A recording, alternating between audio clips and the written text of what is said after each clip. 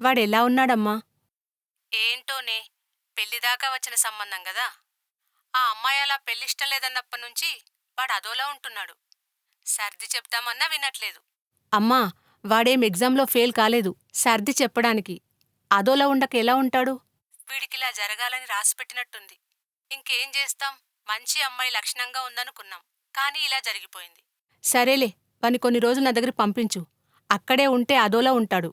ఇక్కడైనా ఉంటే కాస్త మనశ్శాంతిగా ఉంటాడు. సరే, చెప్తాలే.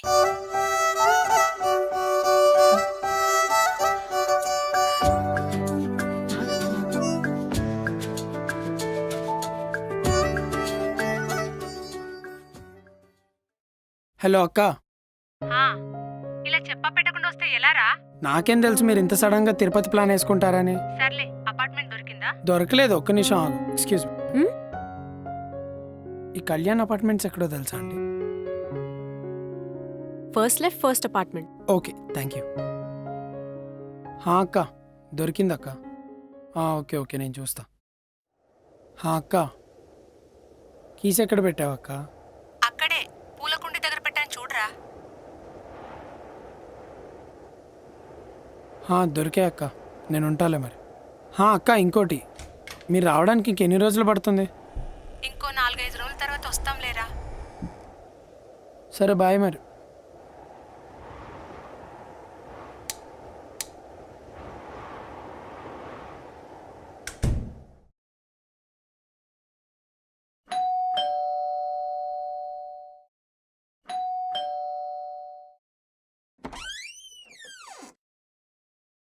హాయ్, గుర్తుపట్టలేదా? నిన్న నైట్ అడ్రస్ చెప్పాను. ఓ, మీరా? చెప్పండి. మీరు శాలిని అక్క వాళ్ళ బ్రదర్ కదా? అవును, మీకెలా తెలుసు? మేము పక్క ఫ్లాట్లోనే ఉంటాము. శాలిని అక్క మీ గురించి చెప్తూనే ఉంటుంది. మా సిద్ధు అది చేసేవాడు, ఇది చేసేవాడు, అక్కడ ఇక్కడ అని. ఓ, okay. I'm Sarika. Siddhu. I know. If you don't mind, ఫ్రిడ్జ్లో ఐస్ క్రీమ్ ఉంది, కొంచెం తీసుకొస్తారా? Ice cream?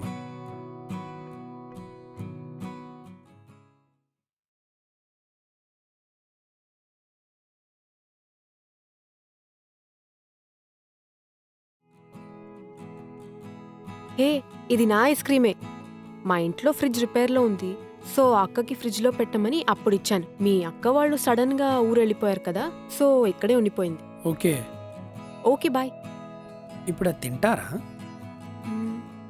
బ్రష్ చేసుకొని తినేస్తా. అంటే ఇంత పొద్దునే తింటారా? మార్నింగ్ మార్నింగ్ నాకు ఐస్ క్రీమ్ తినడం అంటే చాలా ఇష్టం. మార్నింగ్ మార్నింగ్ ఎవరైనా టీయో కాఫీయో తాగుతారు, మీరేంటి ఐస్ క్రీమ్ తింటున్నారు? అంటే చిన్నప్పటి నుండి మా పేరెంట్స్కి తెలియకుండా ఫ్రిడ్జ్లో నుంచి అలాగే తీసుకొని తినేసేదాన్ని. ఆ అలవాటు అలాగే వచ్చేసిందిలే. ఓ. Okay, bye. బాయ్.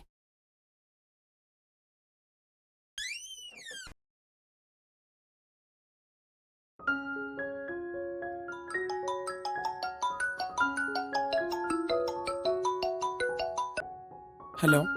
రే, ఏం చేస్తున్నావు? అమ్మా, ఏంలే, టీవీ చూస్తున్నా. తిన్నావా మరి? తిన్నానమ్మా. సరే నాన్న, జాగ్రత్తగా ఉండు.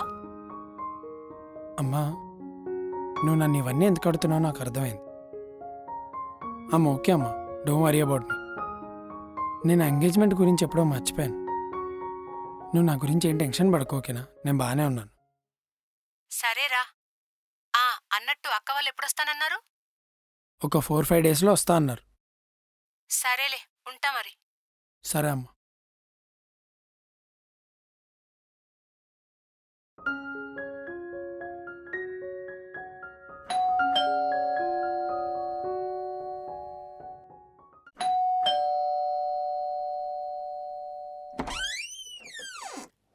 హాయ్. చెప్పాను కదా, మా ఇంట్లో ఫ్రిడ్జ్ పనిచేయట్లేదు. కొంచెం ఈ దోసపిండి మీ ఫ్రిడ్జ్లో ఉంచుకోరా, లేదంటే పాడైపోతుంది. పర్లేదండి. థ్యాంక్స్. బాయ్.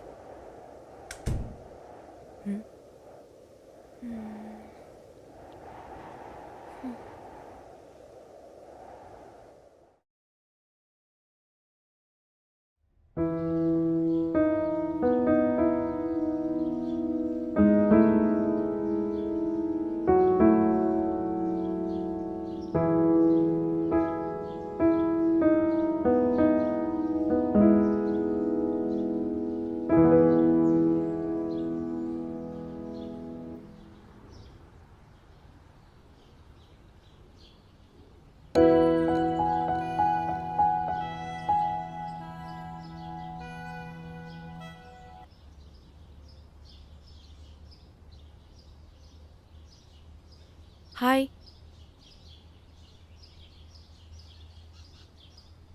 హలో. హ్మ్? ఒక్కరే ఇక్కడ ఏం చేస్తున్నారు? ఏం లేదు.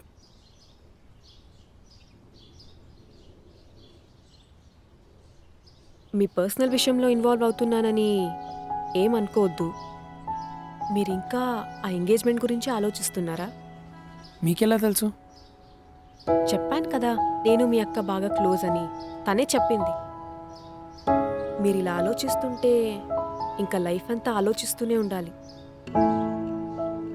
మ్యారేజ్ వద్దనుకున్న అమ్మాయేమో హ్యాపీగా తన లైఫ్ ఎంజాయ్ చేస్తుంది, ఎందుకంటే తనకివేమీ గుర్తుండవు కాబట్టి. కానీ మీరేమో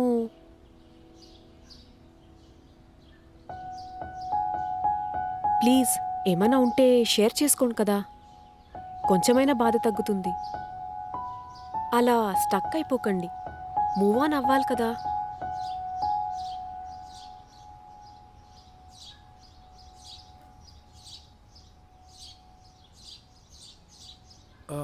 మూవ్ ఆన్ అవ్వాలా?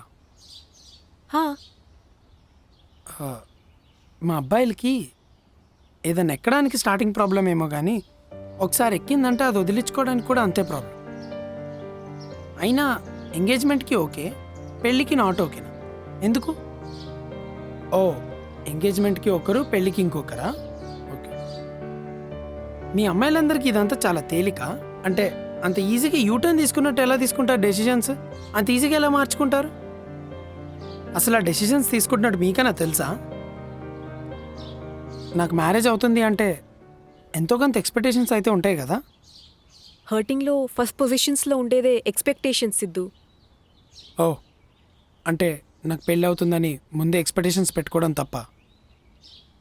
నేను అలా అనట్లేదు, అయిపోయిన దాని గురించి ఇంకా థింక్ చెయ్యకు అంటున్నా.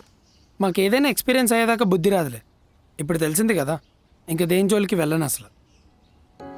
అయినా నాకు అసలు ఈ లవ్ బ్రేకప్స్ ఎలా ఉంటాయో కూడా తెలియదు, ఎందుకంటే దేని జోలికి పోలేదు, వాటిలో ఇన్వాల్వ్ కూడా అవ్వలేదు ఎప్పుడు. మేబీ ఇది ఫస్ట్ ఫెయిల్యూర్ కదా, అందుకే అంత ఈజీగా మూవ్ ఆన్ అవ్వలేకపోతున్నానేమో. అదేదో సామెత ఉంటుంది కదా, అంగట్లో అన్నీ ఉన్న అల్లు నోట్లో శని అని. అలా అయిపోయింది నా లైఫ్. బానే చెప్తున్నావు సామెతలు. నీ ప్రాబ్లం ఏంటో తెలుసా సిద్ధు? నువ్వు ప్రతి విషయాన్ని స్కోప్లో వేసినట్టు పెద్దగా చూస్తున్నావు, చేస్తున్నావు. ఏమన్నావు? మ్యారేజ్కి ఒకరు, ఎంగేజ్మెంట్కి ఇంకొకరా? మాకు కూడా హార్ట్ ఉందబ్బా. ఎవరైనా అలా కావాలని చేస్తారా చెప్పు?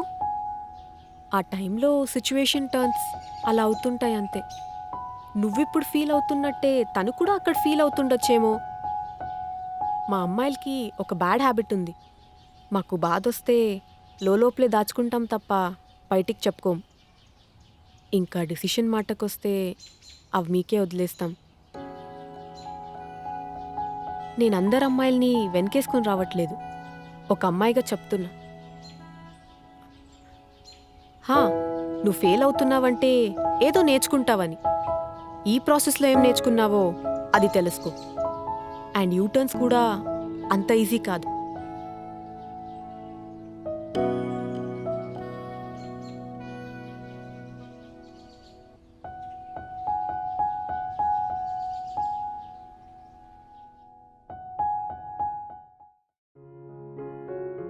నిజంగానే నేను ప్రతి విషయాన్ని డీప్గా థింక్ చేస్తున్నానా?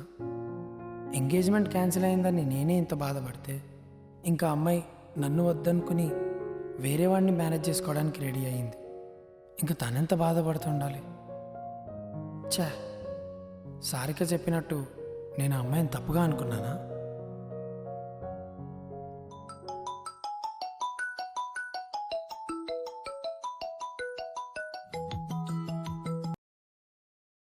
హలో. రే, తిన్నావా? హా అక్క, తిన్నాను. పడుకునే ముందు గ్యాస్ ఆఫ్ చేయడం మర్చిపోకు. సరే అక్క, చెప్పరా. నువ్వెప్పుడైనా లైఫ్లో మోస్ట్ ఇంపార్టెంట్ డెసిషన్ తీసుకున్నావా? అంటే నీకు నువ్వుగా. ఇప్పుడు ఈ డౌట్ ఎందుకొచ్చిందిరా?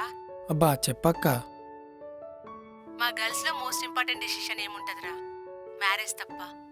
నీకు తెలిసిందే కదా మాది లవ్ మ్యారేజ్ అని. నా చిన్నప్పటి నుండి నా లైఫ్లో అమ్మా నాన్న డిసిషన్ తీసుకునేవాళ్ళు. అన్నిట్లో బెస్ట్ ఇచ్చారు. కాలేజ్ టైంలో అప్పుడే వినోద్ పరిచయం అయ్యాడు. చాలా ఇంపార్టెన్స్ ఇచ్చేవాడు నాకు. ఇంకా మ్యారేజ్ టైం వచ్చేసరికి అమ్మకి నాన్నకి వినోద్ గురించి చెప్పేశాను. ఇంకేముంది, తిట్టడం స్టార్ట్ చేశారు. వినోద్ వద్దన్నారు. చాలా బాధపడ్డాను. ఏం చేయాలో అర్థం కాలేదు. నువ్వేమో హాస్టల్లో ఉండేవాడివి. ఇంకా అప్పుడు అనిపించింది డిసిషన్ తీసుకోవడం అంత ఈజీ కాదని. ఆ సిచ్యువేషన్ని ఎలా హ్యాండిల్ చేయాలో నాకు అర్థం కాలేదు. ఇంకా ఏదైతే అది అవుతుందని వినోద్ మీద ఉన్న నమ్మకంతో మ్యారేజ్ చేసుకున్నాను. ఇంకా అప్పటి నుండి నాన్న నాతో మాట్లాడడం మానేశారు. మ్యారేజ్ అయిన తర్వాత రైట్ డిసిషన్ తీసుకున్నానా లేదా అనేది నాకే డౌట్ వచ్చేది. అప్పుడే నీ కోడలు పుట్టింది. కళ్ళు తెరవగానే ఓ పక్కన నానున్నాడు, ఇంకో పక్కన నా కూతురు. ఆ మూమెంట్ రా, ఒక అమ్మగా ఒక కూతురుగా ఉన్నాను. నా కన్నీళ్ళైతే ఆగలేదు తెలుసా. నేనెప్పుడూ ఆ మూమెంట్ మర్చిపోలేనురా. అప్పుడు అనిపించింది నేను రైట్ డిసిషన్ తీసుకున్నానని. సర్లే గాని ఎప్పుడు లేందలా కొత్తగా అడుగుతున్నావేంట్రా? అదా, నీకు సారిక తెలుసుగా? అవును, మన అపార్ట్మెంట్లోనే ఉంటది. అప్పుడే కలిసిపోయారా? అది కాదక్క, నేను కూడా నీలాగే బాధపడుతుంటే తనొచ్చి చాలా సపోర్టివ్గా మాట్లాడింది. మాట్లాడుతున్నంతసేపు చాలా పాజిటివ్గా మాట్లాడింది. మేబీ ఆ అమ్మాయి అనుకుంటా నాతో ఇలా కొత్తగా మాట్లాడేస్తుంది. ఓహో, అవునరా. ఆ అమ్మాయి ఎప్పుడు నిన్ను అడుగుతూనే ఉంటుంది. ఏంటి, నన్ను అడుగుద్దా? హా, ఎప్పుడు కలిసినా ఫస్ట్ నీ గురించే అడిగేది. మీ తమ్ముడు ఎలా ఉన్నాడు, ఏం చేస్తున్నాడు, అది ఇది అని. నీ నంబర్ కూడా తీసుకుని తెలుసా. నాకు తెలిసి నువ్వంటే క్రష్ అనుకుంటారా. ఊరుకో అక్క, ఆ అమ్మాయికి నేను క్రష్ ఏంటి? ఏమోరా, నాకలా అనిపిస్తుంది మరి. సరేరా, నేనుంటా మరి. సరే.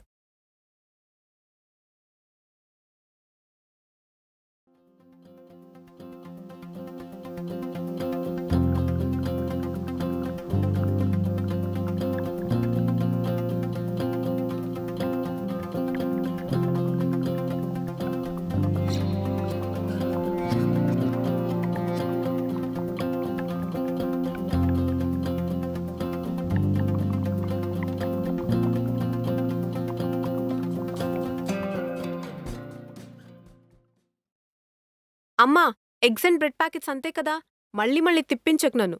నేను వెళ్తున్నా.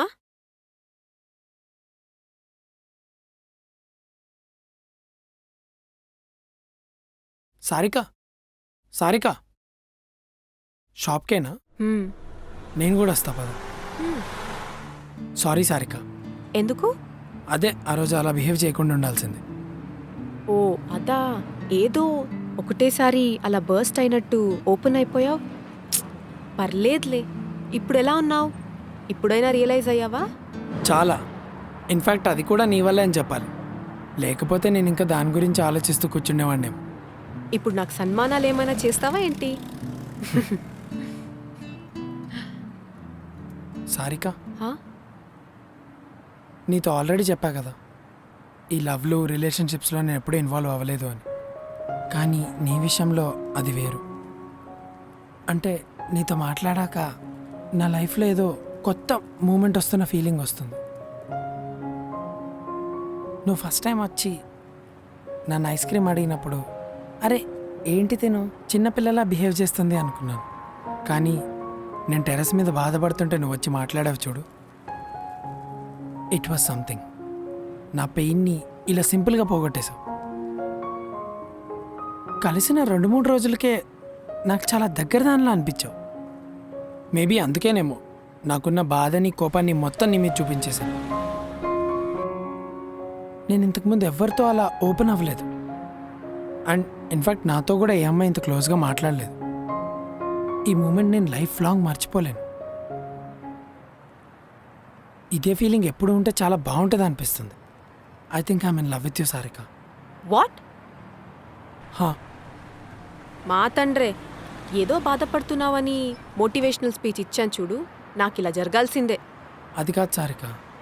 ఇక్కడి నుంచి వెళ్ళిపో సిద్ధు.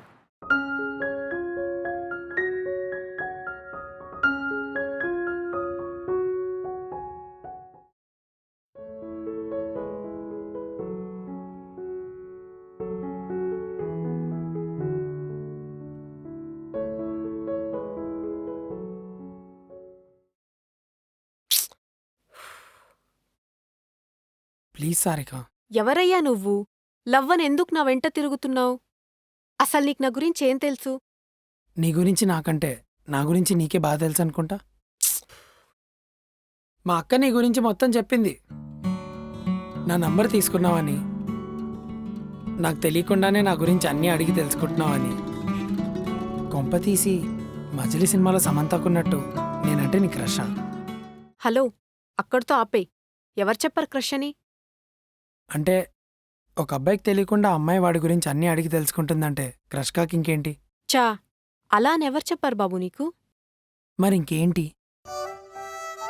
క్రష్ కాదు కానీ ఏదో కొంచెం ఇంప్రెషన్ ఉంది నీ మీద, అంతే.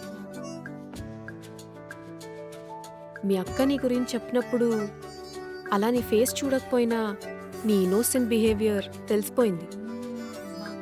ఏంటి అబ్బాయి కొత్తగా ఉన్నాడు అని ఆ నిమిషమే నాకు నవ్వొచ్చేసింది తెలుసా. ఇంకప్పటి నుండి నీ గురించి తెలుసుకోవడం స్టార్ట్ చేశాను. ఇంతలో నువ్వే వచ్చేశావు. ఫస్ట్ టైం నువ్వు నన్ను అడ్రస్ అడిగినప్పుడు నిన్ను చూడగానే నా ఫేస్లో ఆటోమేటిక్గా ఒక చిన్న స్మైల్ వచ్చింది తెలుసా. ఎందుకో తెలీదు. అండ్ నువ్వు సడన్గా అలా వచ్చి ప్రపోజ్ చేసినప్పుడు నాకేం చెప్పాలో తెలియలేదు. అంటే నేనంటే నీకు ఇష్టమేనా? హలో, చెప్పాను కదా ఇంప్రెషన్ ఉందని. లవ్ చేసేంతేం లేదు.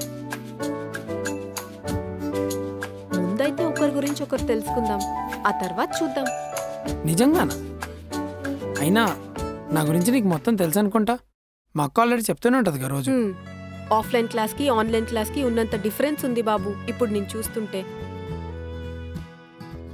సరే, నేను వెళ్తా. ఎక్కడికి? కిరాణా షాప్కి సరుకులు తీసుకురావాలి కదా, లేదంటే అమ్మ గోలెట్టేస్తుంది. నేను వస్తా. ఎందుకు? అంటే ఒకరి గురించి ఒకరు తెలుసుకోవాలి కదా. అందరూ ఫస్ట్ డేట్కి కాఫీ షాప్కో వెళ్తే మనం చూడు కిరాణా షాప్కి వెళ్తున్నాం.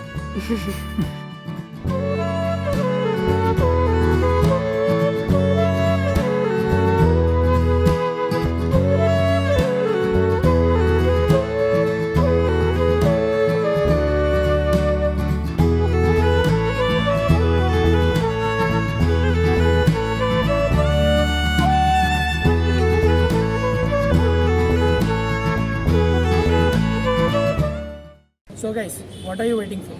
డిస్క్రిప్షన్లో లింక్ క్లిక్ చేసి ప్రోబో యాప్ డౌన్లోడ్ చేసుకుని 25 రూపీస్ బోనస్ పొందండి. Go check it.